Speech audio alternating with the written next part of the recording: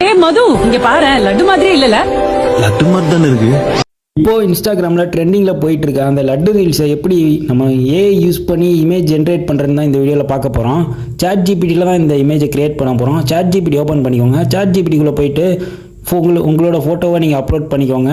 Upload பண்ணிட்டு நான் கொடுக்குற ப்ராம்ப்டை வந்து கீழே டிஸ்கிரிப்ஷனில் கொடுக்குறேன். மறக்காமல் வீடியோ லைக் பண்ணிவிட்டு நம்ம சேனல் சப்ஸ்கிரைப் பண்ணி வச்சுக்கோங்க.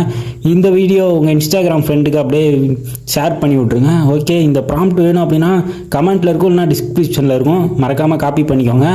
ஓகே, அந்த ரீல்ஸுக்கான ரேஷியோ வேணும் அப்படின்னா அதே ரேஷியோவை நீங்கள் கொடுத்துக்கோங்க. வேறு ஏதாவது ரேஷியோ வேணும் அப்படின்னா நீங்கள் சேஞ்ச் பண்ணிக்கலாம்.